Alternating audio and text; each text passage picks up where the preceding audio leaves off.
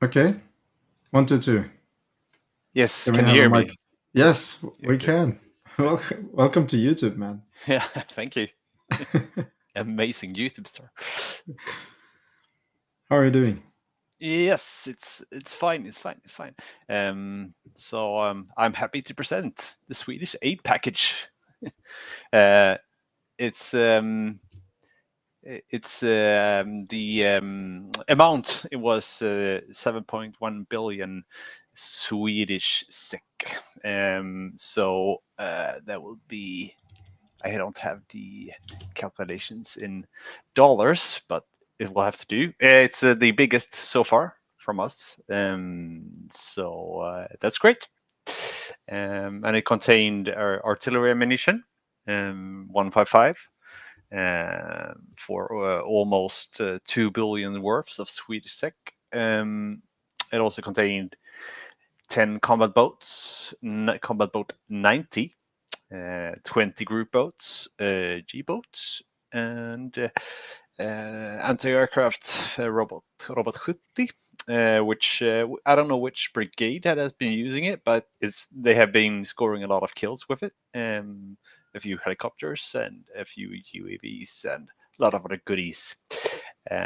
Light and tank weapons and recoilless rifles, which probably refers to the Carl Gustav, I would assume, since it says with ammunition. Medical equipment, I don't know any more details on that part, and our amazing MREs.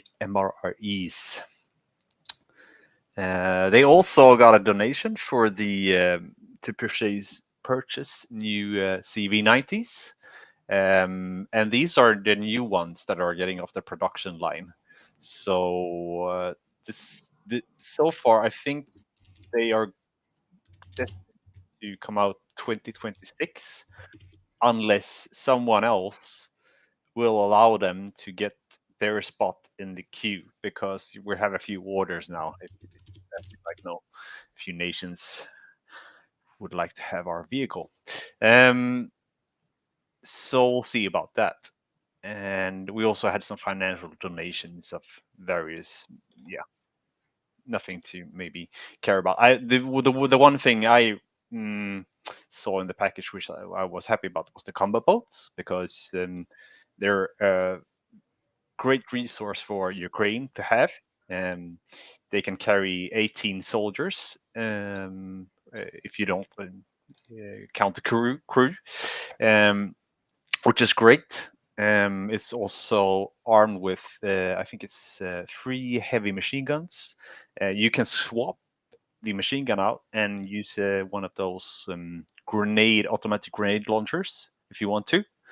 You also have a railing, so you can drop mines or depth charges for subs. And there's also, I think they have experimented a bit with some other, nice gadgets on it. I don't want to go too far into that, but there are other ways to utilize the vehicle as well. But that's the main purpose of the vehicle, or the main armaments of the vehicle. So that's a great resource for Ukraine, and they're bloody fast. They have a top speed of around maybe 40 knots, and they can reach around 320 nautical miles. So they're a great resource. They can go far and they can go very fast, and they have very high maneuverability. We use them in our archipelago mainly, and they can go into very shallow waters. They're actually used with our amphibious regiments. They drive onto rocks in quite high speeds, and then they drop the front ramp and you unload the troops, which makes it a great landing vehicle for raids. So anyone else can do the math where these vehicles would be quite useful for Ukraine. Yeah, so that's the particular vehicle that I'm very happy about to see in the aid package. I was hoping for something else in the aid package, but I'm quite happy with that as well. And the G boats, they're pretty much transport vehicles for maybe equipment, and because they can just carry 8 people. and you have a crew of 2 usually. They're quite fast, decent, around 30 knots. So, but yeah, so that's our aid package. But I think it's an aid package that Ukraine needed, especially the resupply of Robot 70, the Robot 70. I think maybe some other important Sweden news this week. I don't know why I didn't cover it in the main news, but it's great you're here. There was a deal signed between Hungary and Sweden, which to me, there was nothing, I should state very clearly, like nothing formal has been said by the Hungarian government or the Swedish government, but it seems to me that if Hungary and Sweden are making defense deals, that NATO accession, like Hungary will be approving NATO accession relatively soon. Is that maybe a fair statement of what occurred? Or I would hope so, because if it's not, I don't know what Orban is playing at, to be honest, because I think he will piss a lot of people off. And Ulf Kristersson has been quite reluctant to travel to Budapest and see Orban. It was one of the things that Orban also said he wanted Ulf to come there and talk to him, straighten things out. So and Hungary and Sweden have had a ongoing negotiations regarding Gripens, and as you know, we leased them Gripens already, but those negotiations kind of stranded for a long while, and now all of a sudden they seem to be working again. So yeah, hopefully that indicates the NATO ascension for us. Yeah, hopefully a positive sign. Maybe one other thing I wanted to ask him about, Erlend, while we have 122 here, is the Abrams footage. Do you think we can pull that up, or did you want to talk about anything related to the aid package first? Go ahead. Well, let's pull the Abrams footage up. But I wanted to ask, do you know any details about what version of the CV90 they will get? Because I've read that they will get. I've read that they got the ones the Dutch just took their first deliveries of, which also opens some sort of possibility that the Dutch might wait a little bit, fielding their CV90s, because I think they still didn't field them. I think they still operate their old ones and send theirs to Ukraine. And also, if you know anything about the Spike missile and Trophy APS system, because I know the Dutch ones took delivery of those, which are Israeli licenses. No, don't know anything about that. It's not been talked about that much in detail in Sweden regarding the deal, specifically in detail. No, and the information is very unclear at the moment at what kind of. We just know it's from the new production line, but which ones and what specs it comes with, we don't know. Yeah, I see Jeff corrected me there that the Dutch are not receiving, and that's true. Yeah, because it's MLU, so it's a midlife upgrade CV90. But yeah, they definitely will get the Spike missile and Trophy APS. So I don't, if they actually will get the same ones as the Sweden as the Dutch, then I mean, something must have been fixed regards to the Israelis, because they've been refusing to give tech to Ukraine officially, at least. There have been recent developments, or not recent, but semi-recent, past half year, that might have triggered the Israelis to loosen up their tech release to Ukraine, if you know what I mean. Not getting into much detail, but Russia might have had a hand in other incidents. Yeah, I just hope that's the case, because if they get the CV90s with the Trophy and the Spike, that's good news. Yeah, because from what I've heard from a few friends, the CV90s with the spike will be a very, very, very nice improvement. As we've seen with the Bradley, it's a great utility to have or have an anti-tank weapon like that on the IFV. If I may briefly, the United States, we have been trying for the better part of 2 years using whatever leverage we have available with the Israeli government, which is considerable, to get them to provide export licenses for things to be re-exported to Ukraine. They have completely and categorically refused in all cases. So I would not consider it likely that any Israeli kit makes it to Ukraine with the CV90s. I'd consider it beyond improbable. But I think these are licensed productions. It wouldn't matter. In the original license agreement with the Israelis, there's almost certainly a clause in there that would require a re-export license from the Israeli government for the licensed production units to be sold or transferred to a third country. That's almost universally how these agreements work. Well, I hope they get some sort of anti-tank missile on their new CV90s. Yeah, Joseph, you wanted to about the Abrams. Oh yeah, I just all of the U.S. guys, soldiers, we're very excited about this footage for good reason. It's cool. I mean, I think it's cool. But 122 here knows his way around a tank, I hear, and I just thought it might be interesting to get a perspective from someone who knows a little more about tanks than me.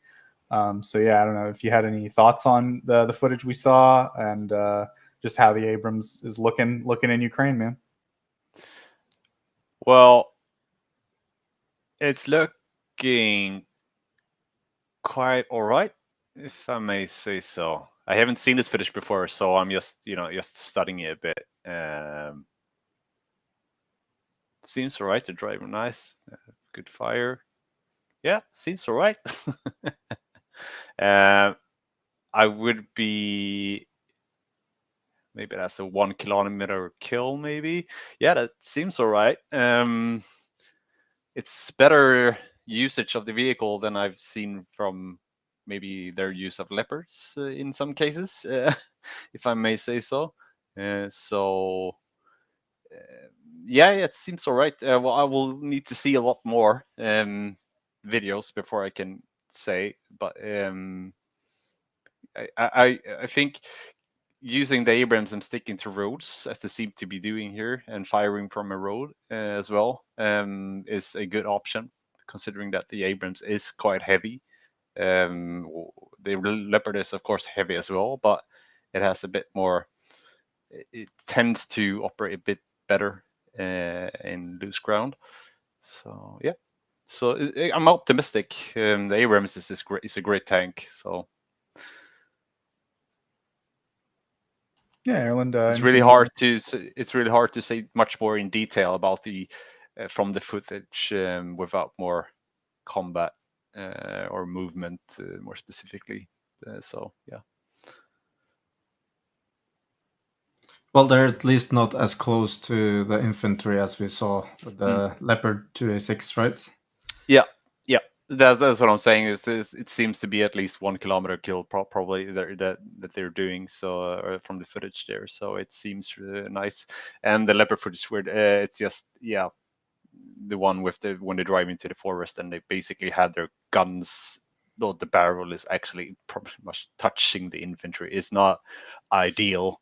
I mean, it does the job fine, but the movement probably isn't the best or the strategic position for the tank to be. It would, if they're going to fire around like that, they can as well fire it from outside the forest belt. Regarding that video, but again, as I told you, Erlend, in a separate conversation, it's really easy to sit here and say everything about how you can and shall do everything, and not be in the actual combat environment. Just as a caveat. Yeah, I mean, we just see a video where it cuts into the action. Of course, there are some more videos, before that particular scene when it fires into the woods. But we don't really know what happened until up until that point, and we don't see the whole picture. So it's easy to sit here and criticize, but I think what you wanted to see is that they utilize their the superior technology and Yeah. being able to fire from greater distances. From what we have seen a lot in the war, they tend to have a few quite close encounters, or quite they seem to get quite close sometimes. I don't know if it's intentional or if it's in their tactics, but a lot of videos, they're quite close to their targets, or tend to want to get close. That's not really the design of the Leopard. They have their optics and all that for a purpose, and it's more of a predator than a brawler, I would say. Then yeah, I would like to see a bit more. You don't really see Western training oozing out of how they use the tanks. I would say that a lot of the times.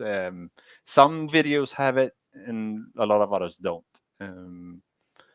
But then again, maybe that's an choice they made, and they're operating it as they want to, as they should. But I'm just saying, they're not built to do certain type of combat. They're meant to be used in a certain manner. I see actually a very good comment from Jeff here that the Abrams have been transferred to the 47th, which is a brigade that have been engaged in a lot of armored combat, and their Leopard 2A6s have been transferred to the 21st. Why do you think they've done that? Is it because they want to give them combat experience in a brigade system that already has some institutional experience and rotate them, or do you think it's because the Leopard needed to be relieved? I think they needed to relieve the Leopard. I think I read something about quite few of them, the Leopards, being operational also. So there might be a situation where they needed to deploy a different tank that has more readiness up, so they can have more tanks actually fighting if they're in a combat-rich environment. Yeah, you see, Jeff just commented. So I wanted to read what he was saying. Could be that. So they have more tanks that are operational, because we know a lot of Leopards, they've broken down, and the only way to fix a lot of them is to send them quite far back. Also, there's been rumors of a lot of lack of spare parts on the Leopards, along with some lack of HE ammo also. I don't know if those rumors are true, but yeah. So there might be a lot of different scenarios on why they would do that. But maybe, as Jeff said as well, they were supposed to get it earlier.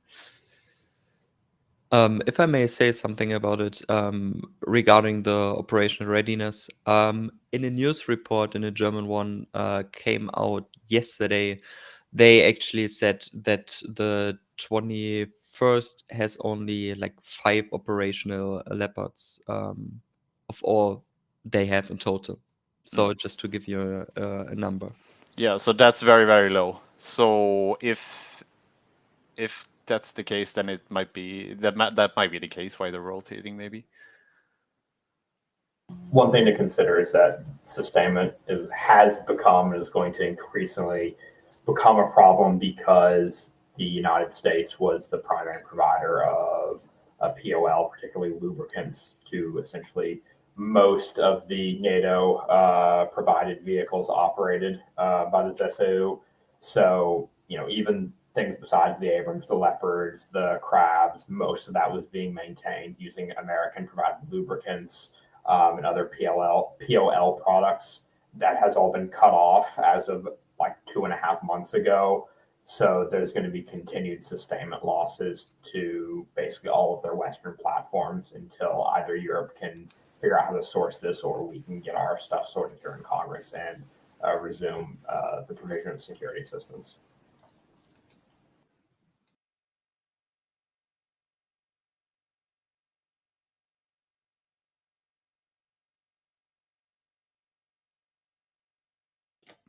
Well, I guess we have to say thank you to 122, and then back to you, Joseph.